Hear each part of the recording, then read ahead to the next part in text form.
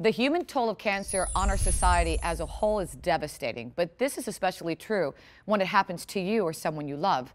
Well, imagine being able to detect cancer as easily as taking a pregnancy test, and imagine the lives that could be saved.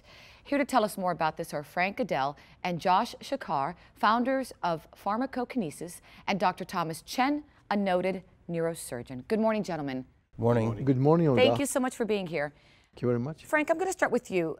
Let's start with just the idea of cancer. I mean, I'm a woman, that goes yearly to do my mammogram and my pap smear, and I'm always nervous. I mean, women are very fearful when it comes to cancer and even the word. Women, they frighten from cancer because they have family, they have children, and the thought of that they may lose them and never see them is very, very frightening. And PKC has come up with the technology that we are working on and we were excited about, and we want to let all the women know that it's going to work like, as you mentioned, like a pregnancy test. Going to pick up cancer at the stage that although the metastasize has started, yet the cancer has not reached critical mass that is unmanaged. So we are very, very excited. And early detection, doctor, is so key. You hear that all the time, early detection, early detection. Tell me, as a doctor, the challenges facing most cancer treatments today. So in terms of being individualized for treatment, what we're doing is that we're developing a pump that can be implanted in the body that can specifically be delivered to that particular organ that's affected.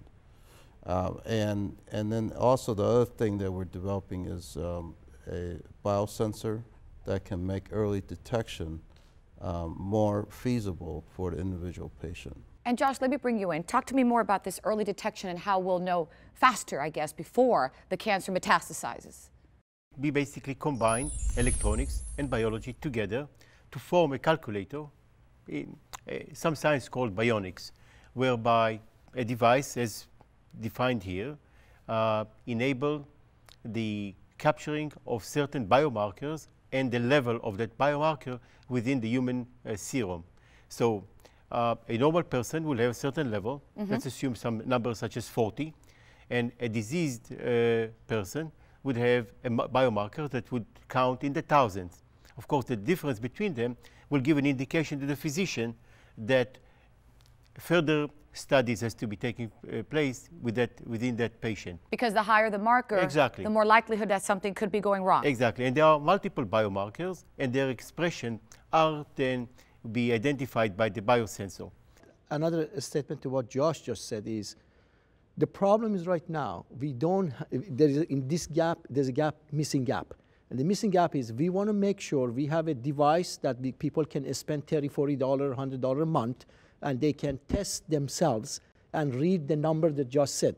And that number, the result goes to Dr. Chan, and Dr. Chan can watch that every month and see whether it's 40 or goes 90, 80, 1,000. In that process is the time that we can prevent. Currently, that's missing.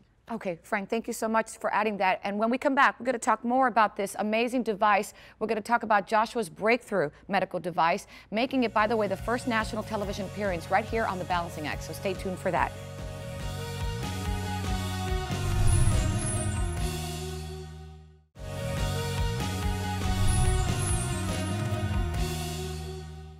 Welcome back, everyone. What if I told you that detecting cancer early is possible thanks to new technology? And that's what we've been discussing this morning. And Josh, I want to bring you back into the discussion.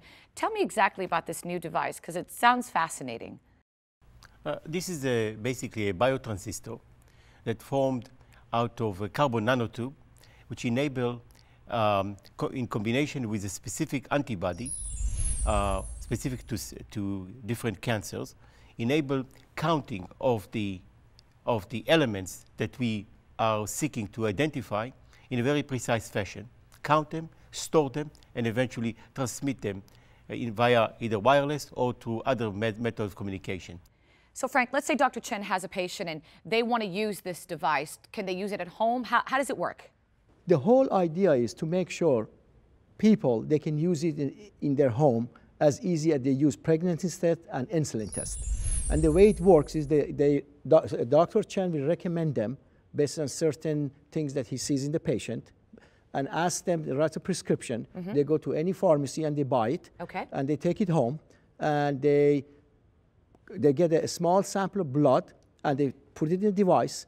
Then they activate the device. It takes about 1.4 to 6 minutes. The device does all it's supposed to do, and the information will be relayed either through wireless, through the network, or through their iPad, goes to Dr. Chen, and the next day Dr. Chen will call them. Dr. Chen, let me bring you in now. You get the results, then what? What are the benefits here? So there are a couple of clinical scenarios you can use it in. One is, let's say a patient has cancer but is in remission, and he wants to know, is my cancer coming back? This could be a very simple test for just as an indicator that something may be amiss and that he may want to go back and see his doctor to get further testing. Okay. The other possibility is that, let's say you have when a man or a woman gets to a certain age, there are certain tests that are now recommended, like getting a PSA level for a man, getting a mammogram for a woman. Colonoscopy. Colonoscopy, all those things. Yep. So this test could be a substitute, potentially, as an early indicator again, that could lead then to a more definitive test that would be done. In the end, it could mean a big difference for the future of cancer survival. Absolutely, because in the beginning we said, we started with women, we said because these are the mother of our children, these are the carry us 9 months in the womb, they care for the children, and this thought of losing everything to battle of this cancer is just horrible. And we want to stop that and kind of cut the cost. I mean, the country spends 18% of the GDP of health-related thing. Prevention can bring that down, and this is the beginning of it, and we look forward to that. Thank you, Frank, very much. Thank really you very appreciate much. it. Doctor, thank you. Thank you. Joshua, thank you so much for being on the show. I really appreciate your time. And if you'd like more information about early cancer detection, log on to our website, thebalancingact.com. That's thebalancingact.com.